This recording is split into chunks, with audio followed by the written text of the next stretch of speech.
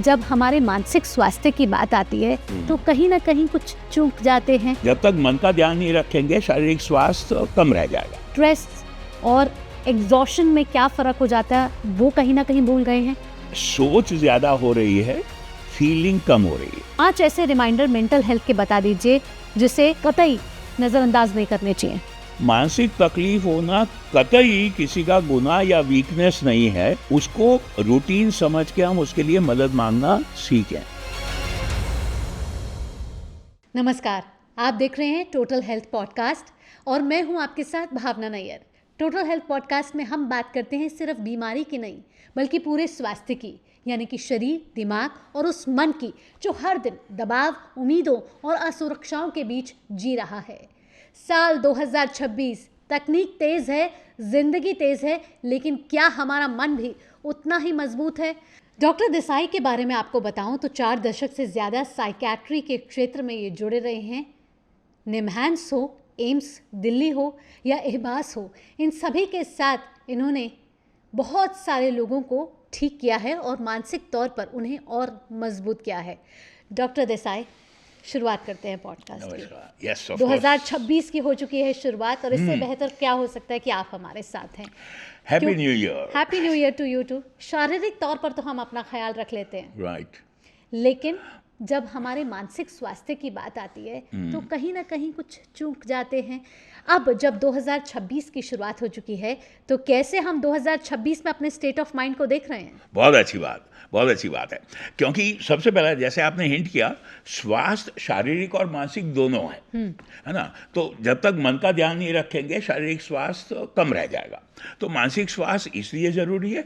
मानसिक स्वास्थ्य अपने आप में जरूरी है क्योंकि जीवन का जो सरमाया है वो अपने संतोष पर है। तो if you look after your mind and heart well, जो जिसमें कवि और शायर लोग जिसको दिल कहते हैं, सबसे पहले ये क्लियर कर लें, कवि और शायर जिसको दिल कहते हैं वो दिल तो है नहीं।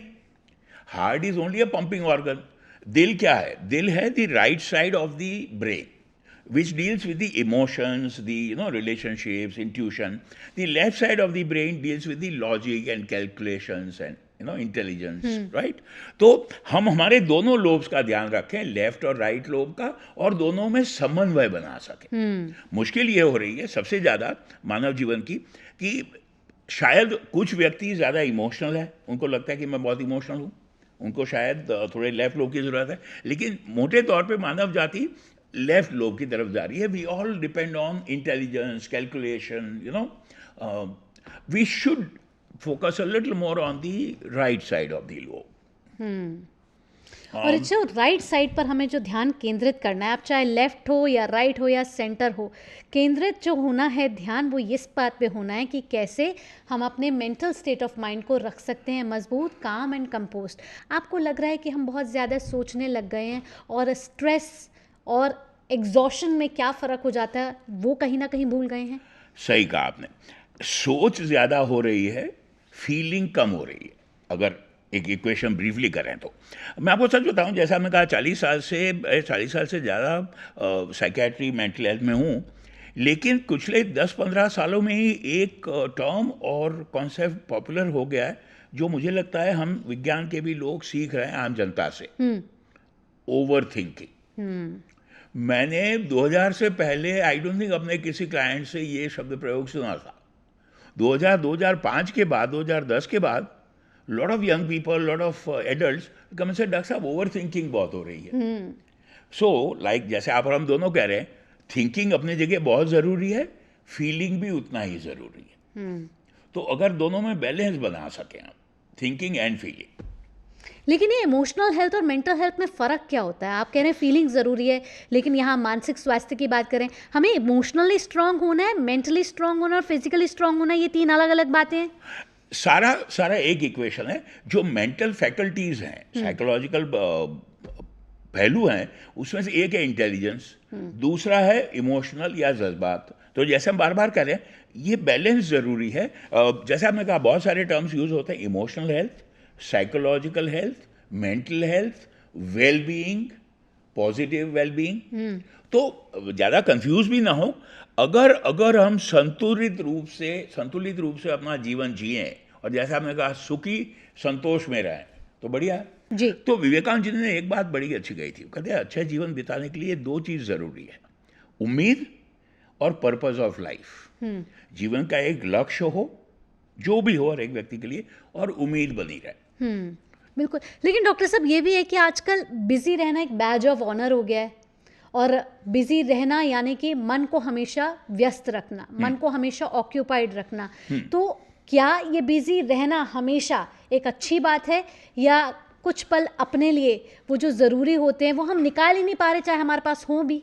दोनों मुद्दे सही है, मी टाइम ढूंढना और जब टाइम मिले तो उसका सदुपयोग कर पाना। बिल्कुल। और वो आसान नहीं है। इसमें एक बात और भावना जी जोड़ दें, आपको ध्यान होगा, हमारे बहुत सारे दर्शकों का आइडिया होगा, बच्चों में एक कंडीशन 40-50 साल पहले पहचानी जाने लगी, hyper activity deficit disorder, attention deficit disorder, right, ADHD।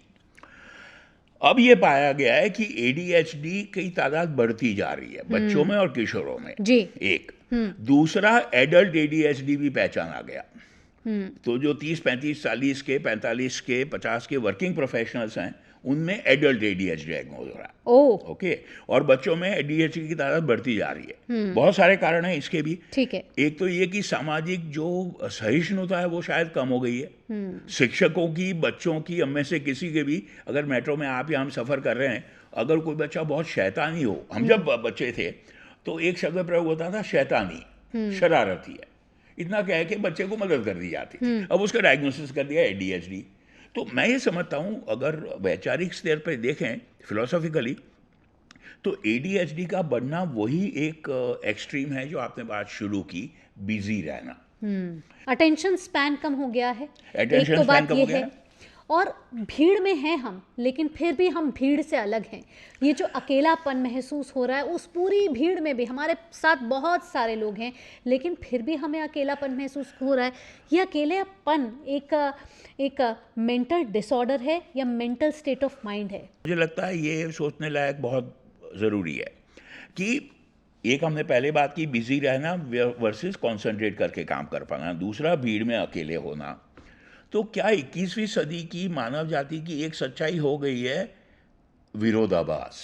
We are all full of paradoxes and human existence is becoming full of paradoxes, right. तो उसको एक फ्लैग करके अगर समय रहा बात करते हैं, लेकिन ये बात सही है। एक फ्रेंच फिलोसोफर रहे अल्बर्ट कामू, उन्होंने एक दो बातें बहुत अच्छी कही थी लोनलीनेस के बारे में, और ये मैं चाहूँगा कि हम लोग आज फ्लैग करें, आगे भी बात करें।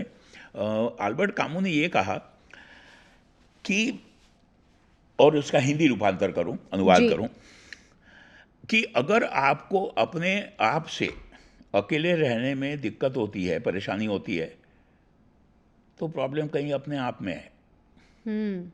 You know, अंग्रेजी में he put it very well, I mean in French, but English translation, if you feel lonely when you are alone, then there is some trouble with yourself. तो why are many of us, more of us not comfortable, जोड़ दें बातों को, me time बिल्कुल थोड़ा, और उस समय मी टाइम के दौरान to be comfortable in your own skin. बिल्कुल। अब हम सबको चाहिए कि इमोशनल सपोर्ट मिले, रिश्ते हों, बातचीत हो, हंसी मजाक हो, अच्छी बात है। उसके साथ साथ क्या कंफर्ट विद वन सेल्फ, वो जरूरी है जी। लेकिन थोड़े गंभीर मुद्दे पे आए जो आपने बात उठाई है। विश्व स्वास्थ्य संगठन ने, WHO हेडक्वार्टर्स ने, न सिर्फ मानसिक स्वास्थ्य के लिए, ओवरऑल स्वास्थ्य के लिए, इंक्लूडिंग फिजिकल हेल्थ, लोनलीनेस को एक मेजर रिस्क फैक्टर मान लिया। Loneliness is a major risk factor जो अब माना जाता है। ये मैं 2-3 जगह कह चुका हूँ, लेकिन एक बार फिर रिपीट करना बनता है। मैं चाहूँगा जनता से भी, सच में दर्शकों से मैं सीधी बात कर पाऊँ। मानव जाति के इस दौर में अकेलापन और अपने आप से संघर्ष करना एक सच्चाई है। क्या हम तैयार हैं इस सच्चाई से जूझने के लिए?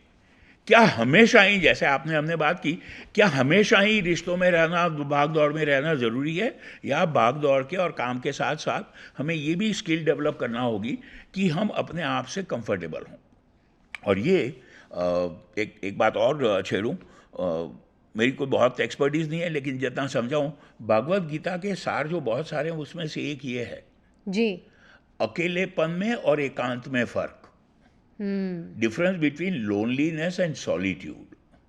सो लोनलीनेस रिस्क फैक्टर है, सॉलिट्यूड पॉजिटिव फैक्टर है.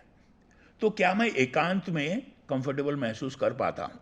एक ये भी चलन है, नीड टू बी नीडेड, है ना? ये बहुत हमें बहुत सही चाह बात. आ गई है कि हमें हमेशा एक ज़रूरत है किसी की.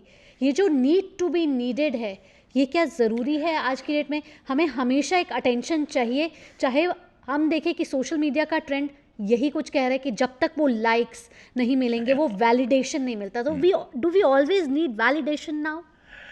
It seems we do, although मानसिक स्वास्थ्य और मेंटल वेलबींग शायद उन व्यक्तियों की बेहतर रहेगी जिनको ये नीड कम हो. जीरो नहीं हो सकती, वो भी एबनॉर्मल हो जाएगा, राइट? लेकिन ये नीड कम हो. इसमें और बारीकी में अगर जाएं, एक तो होता है कि मुझे जरूरत है कि कोई साथ हो. सही बात. एक, हाँ. somebody should be with me, somebody must validate, कोई अप्रूव करे कि आप अच्छे लग रहे हो आज, है ना, बहुत अच्छी बातचीत की आपने, आज अच्छा खाना बनाया आपने.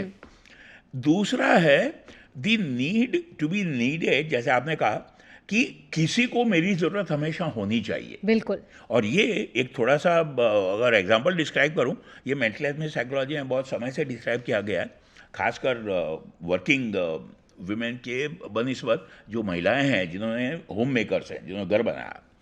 तो बच्चे जब बड़े हो जाते हैं तो एम्प्टी नेस्ट सिंड्रोम हो जाता.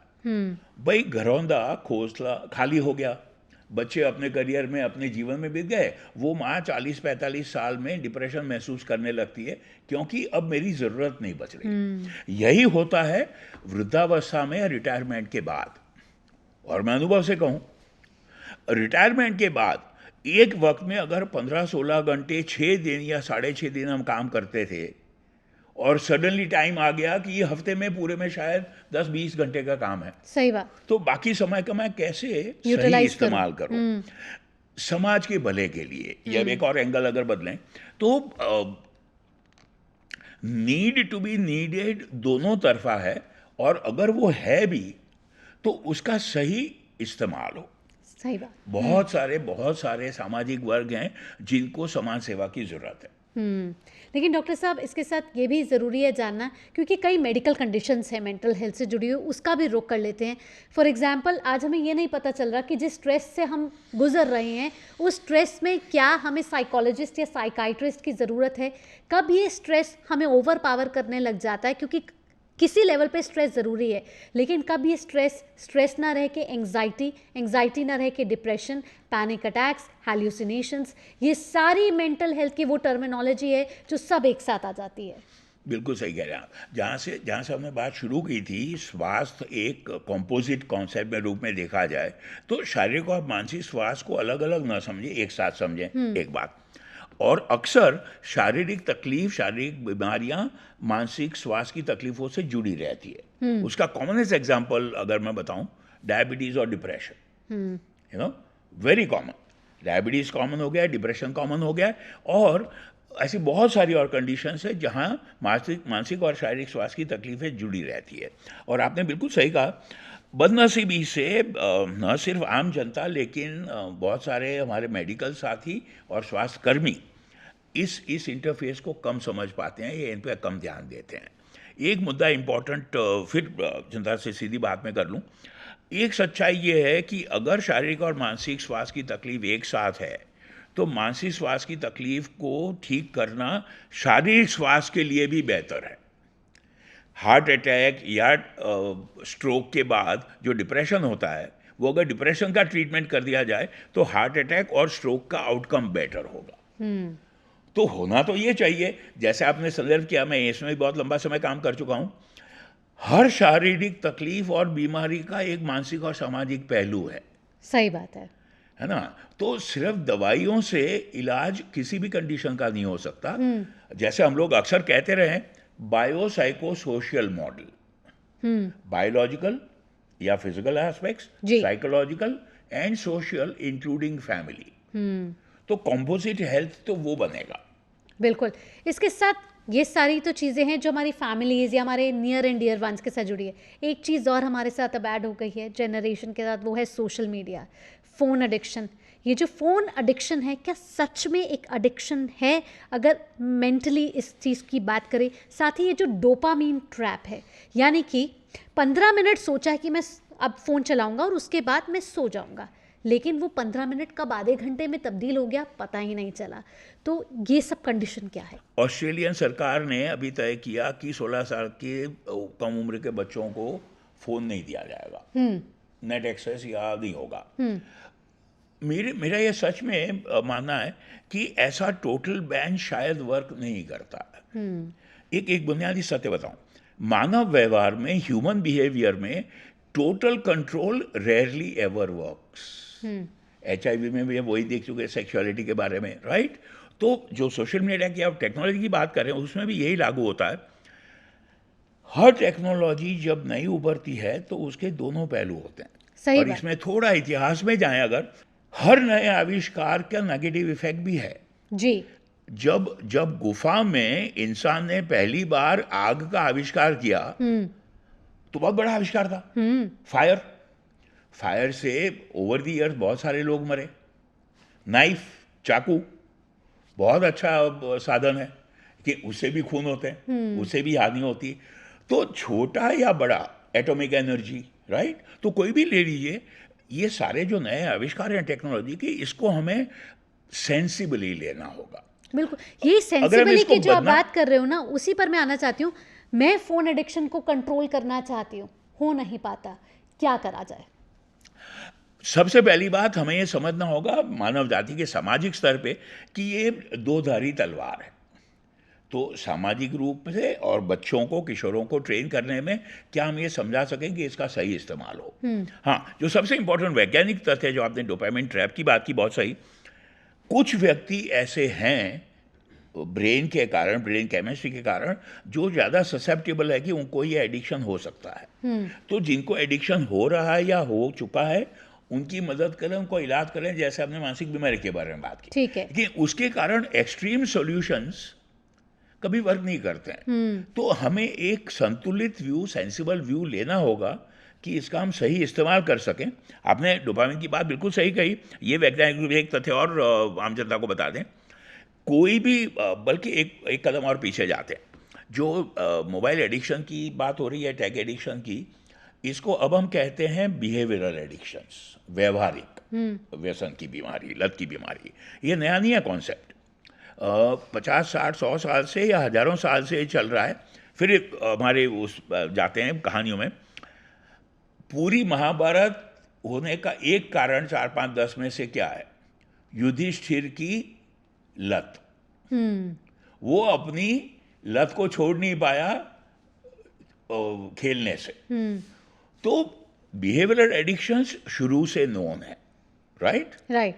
गैम्बलिंग, हॉर्स रेसिंग, इस हद तक Bhavna ji, you will be surprised, perhaps आज से 50 साल पहले एक कंडीशन रिकॉग्नाइज की गई थी, एक्सरसाइज एडिक्शन।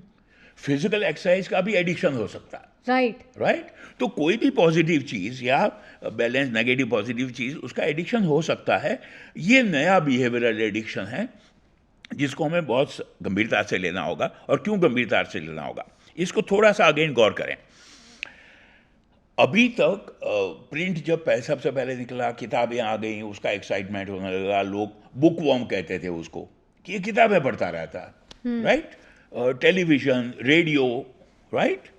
तो बहुत सारी चीज़ों में बिहेवियरल एडिक्शंस पॉसिबल था। लेकिन ये जो नई टेक्नोलॉजी है, ये किसी भी एक मनुष्य को almost complete composite exciting experience देता है, visual, auditory and at almost no cost. बिल्कुल। So this is what makes it more dangerous. जो डोपामिन बढ़ता है, ये सही बात है, बिल्कुल सही कहा। लेकिन इसके साथ साथ अब हमें रिमाइंडर्स की भी बात करनी पड़ेगी। वो रिमाइंडर्स जो हमें इग्नोर नहीं करने। 5 ऐसे रिमाइंडर मेंटल हेल्थ के बता दीजिए जिसे वार्निंग साइन माना जाए, जो हमें बिल्कुल कतई नज़रअंदाज नहीं करने चाहिए। अगर आप खुद से परेशान हो या लोगों को आपसे परेशानी हो या रिश्तों में तकलीफ हो, और वो भी 1-2 हफ्ते से 1-2 महीने से ज़्यादा चल रही है, तो ये खतरे की निशानी है। अगर खुदकुशी के, आत्महत्या के विचार आते हैं, तो ये खतरे की निशानी है। अगर नींद में, एपेटाइट में, भूख लगने में और रोजाना जीवन में मुश्किल हो रही है तो ये खतरे की निशानी है। अगर कोई भी सिम्टम, जैसे आपने शुरू में बात की थी, चिड़चिड़ापन है, गुस्सा हो रहा है, थकान है, वो लंबा चल रही है तो खतरे की निशानी है। सबसे बड़ी बात, मानसिक तकलीफ होना कतई किसी का गुनाह या वीकनेस नहीं है। उसको रूटीन समझ के हम उसके लिए मदद मांगना सीखें। बिल्कुल। इसके साथ डॉक्टर साहब डाइट की बात कर लेते हैं। कभी कभी क्या होता है कि हम स्ट्रेस में ज़्यादा होते हैं तो ओवर ईटिंग कर लेते हैं, और ओवर ईटिंग करते हैं तो ये हमारे सिर्फ मानसिक स्वास्थ्य को नहीं, शरीर के स्वास्थ्य को भी खराब करता है। क्या कुछ डाइट में ऐसे बदलाव करने चाहिए ताकि हम मानसिक तौर पर भी मजबूत रहें, और जो स्ट्रेस से हम गुजर कर रहे हैं और ओवर ईटिंग कर रहे हैं उसको कैसे रोका जाए? शास्त्रों में जो कहा गया था, again I am no expert, मैं कोई एक्सपर्टीज नहीं रखता हूँ इसमें, लेकिन जितना आम इंसान एक समझ सकता है और एक स्वास्थ्यकर्मी होने के नाते, न सिर्फ खाने की आदत लेकिन जीवन शैली को डिस्क्राइब किया गया था 3 प्रकार से: सात्विक, राजसिक, तामसिक। राइट? सात्विक बिल्कुल सादा जीवन है, साधु की तरह। राइट? राजसिक थोड़ा भोग हो रहा है लेकिन थोड़ी जिम्मेवारी भी है। तामसिक जो सिर्फ अपनी खुशी पे, अपनी किक पे ध्यान रखता है। तो मैं ये कतई नहीं कह रहा हूं कि हम कोई पूरी तरह सात्विक बन जाएं। जो लोग पूरी तरह सात्विक हैं, बहुत अच्छी बात है, वो समाज के लिए अच्छा करते हैं जी। राइट? थोड़ा राजसिक एलिमेंट भी हो सके तो तामसिक एलिमेंट कम हो या जीरो हो, थोड़ा राजसिक एलिमेंट हो। क्या हम खुद को और सारी मानव जाति को सात्विक जीवन शैली की तरफ ले जा सकते हैं? सबसे अच्छा सवाल ये रहेगा कि सात्विक जीवन शैली, इसमें तो कोई मतभेद हो ही नहीं सकता कि पूरे विश्व भर में, कि ये जो प्रणालीगत बातें हैं हमारे शास्त्रों में, ये बहुत गहराई में रखती है। तो क्या हमारे इंडिविजुअल या ग्रुप का या ह्यूमन रेस का गोल ये होना चाहिए, हो सकता है we go more towards sattvic lifestyle than rajasic and almost zero tamasic. Pleasure seeking नहीं, pleasure seeking is tamasic और hedonistic, जैसे अंग्रेजी में कहा जाता है। और यहाँ पे जो मेरा एक विचार है, अगेन ज़्यादा विवाद में खड़ा करते हुए, बहुत सारी अंतर्राष्ट्रीय संस्थाओं ने एक नया कॉन्सेप्ट शुरू कर दिया है जो अपने आप में शायद यूजफुल रहा, लेकिन अब समय है उसको रिव्यू करने का। जी। Happiness index. देशों की और समाज की तुलना होती है, हैप्पीनेस इंडेक्स किसका बेहतर है। मेरा ये बुनियादी सवाल है कि खुशहाली या हैप्पीनेस या pleasure seeking can not be the purpose of life. जीवन का लक्ष्य सिर्फ खुशहाली नहीं हो सकता, और हमारी संस्कृति में ये नहीं था। अगेन लिमिटेड जितना मैं समझ पाता हूं, जीवन में सुख, संतोष, तृप्ति, कंटेंटमेंट। सो शायद हमें ये हैप्पीनेस इंडेक्स को और भारतीय समाज की तरफ से विश्व गुरु बनने का एक ये योगदान हो सकता है, बहुत सारे और मुद्दों के साथ साथ। क्या हम विश्व समाज को इस तरफ प्रेरित कर सकते हैं कि सिर्फ खुशहाली की बात ना हो, संतोष की, सुख की, शांति की बात। खुशी सिर्फ खुशी के नहीं है, यू हैव टू स्माइल। उसके लिए आपको शांत रहना, कंपोज रहना एंड सेटिस्फाइड रहना बड़ा जरूरी है। अपने आप में जब आप संतुष्ट महसूस नहीं करेंगे तब तक खुशी के पैमाने आपके वो तय नहीं हो पाएंगे। बिल्कुल सही कह रहे हो आप। खुशी और स्माइल और हंसना एक चीज है, लेकिन वो आंतरिक संतोष, वो सुख, वो शांति, वो कंटेंटमेंट हो। बिल्कुल। अब क्योंकि वक्त आ चला है कि हमें इस पॉडकास्ट को समाप्त करना है, लेकिन जाते जाते सब आपसे टिप्स जानना चाहते हैं। एक तो ये कि आप अपने आप को मास्टर दीनानाथ क्यों बोलते हैं, और आपने दशक गुजार दिए लोगों के मानसिक स्वास्थ्य को मजबूत बनाने के लिए। आपने वो वक्त भी देखा होगा जब मेंटल हेल्थ के साथ एक स्टिग्मा जुड़ा होता था। स्टिग्मा आज भी जुड़ा है, लेकिन हाँ, हम अलर्ट और अवेयर ज़रूर आज हो गए हैं। सही बात है। एक बात जो शायद मैंने कहीं न कही, और ये साइकोलॉजी में भी कम से कम जो पाश्चात्य साइकोलॉजी है उसमें कम है। मुझे लगता है जीवन के 3 पहलू हो सकते हैं और होते हैं हर व्यक्ति के भी: स्वार्थ, निस्वार्थ, स्वार्थ और परमार्थ। तो परमार्थ तो ये है कि दूसरों के लिए सर्विस करने में संतोष मिले, जो हम बात कर रहे हैं। स्वार्थ की मैं दूसरों का भला करते हुए अपना स्वार्थ भी देखूं, अपना भला भी देख लूं। जी। निस्वार्थ भाव से सेवा बहुत कम लोग कर पाए। गांधी जी, विनोबा भावे, विवेकानंद। तो मैंने कोशिश ये की है और मुझे लगता है बहुत सारे हम अगर प्रेरित करें साथियों को कि निस्वार्थ भावना ज़्यादा हो, स्वार्थ कम हो सके तो परमार्थ की सोच हो। क्या बात है। बहुत बहुत धन्यवाद इसी बात पर डॉक्टर देसाई, इतनी महत्वपूर्ण चर्चा में भाग लेने के लिए। आज की बातचीत से एक बात साफ है, छोटी सी बात है लेकिन बड़े काम की बात है। अक्सर लोगों को दवाई की ज़रूरत नहीं होती, ज़रूरत होती है तो प्यार की। मानसिक स्वास्थ्य कोई लग्जरी नहीं है, ये ज़रूरत है। अगर शरीर थकता है तो हम आराम देते हैं, तो जब मन थके उसे अनदेखा क्यों करें। 2026 में असली ताकत यही है कि अपने मन की बात सुनना, समझना और संभलना। अगर मन भारी लगे तो चुप मत रहिए, बात कीजिए। फिर मिलेंगे टोटल हेल्थ पॉडकास्ट के एक अगले एपिसोड में। तब तक के लिए स्वस्थ रहिए, सचेत रहिए और अपने मन का ख्याल ज़रूर रखिएगा। नमस्कार।